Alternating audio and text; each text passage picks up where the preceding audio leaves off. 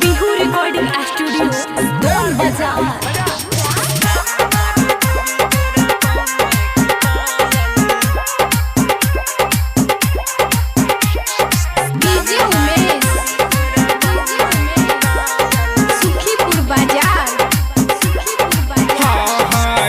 मारे गोरी तोरा पौआ के पायल, हाँ जान मारे गोरी तोरा पौआ के पायल। कनखी नजरिया से को दिहले घायल, कनखी नजरिया से को दिहले घायल। हाँ जानी मारे गोरी तोरा पौआ के पायल।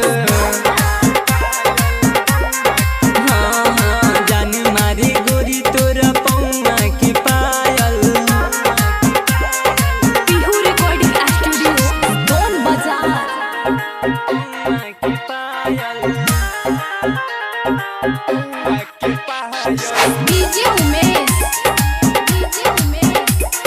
सुखीपुर बाजार, सुखीपुर बाजार।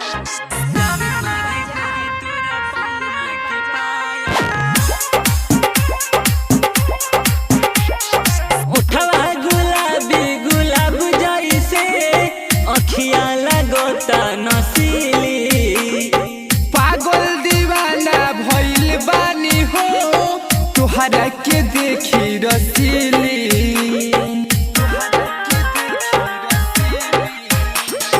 उठवा गुलाबी गुलाब जैसे अखिया लगोता नसीली। पागल दीवाना भइल बानी हो तुहरा के देखी रसीली।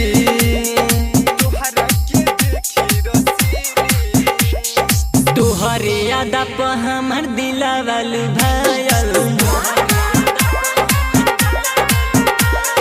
तोहरे यादा पे हमर दिलवा लुभायल। कनखी नजरिया से को दिहले घायल, कनखी नजरिया से को दिहलु घायल। जान मारे गोरी तोरा पौआ के पायल। हाँ हाँ जान मारे गोरी तोरा पौआ के पायल। बिहू रिकॉर्डिंग स्टूडियो दोन बाजार। डीजे उमेश, सुखीपुर बाजार, सुखीपुर बाजार।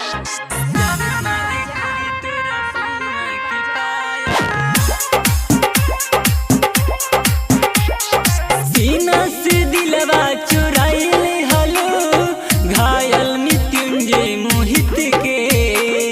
छोटू के प्रेमी बनाई दिहलु अरे आयब से आदित्य के। हाँ सीना से दिलवा चुराइले हलो घायल मृत्युंजय मोहित के। छोटू के प्रेमी बनाई दिहलु अरे आयब से आदित्य के।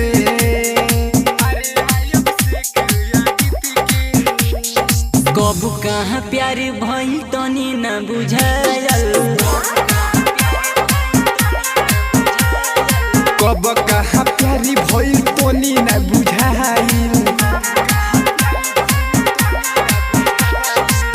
कनखी नजरिया से को दिहलु घायल, कनखी नजरिया से को दिहलु घायल।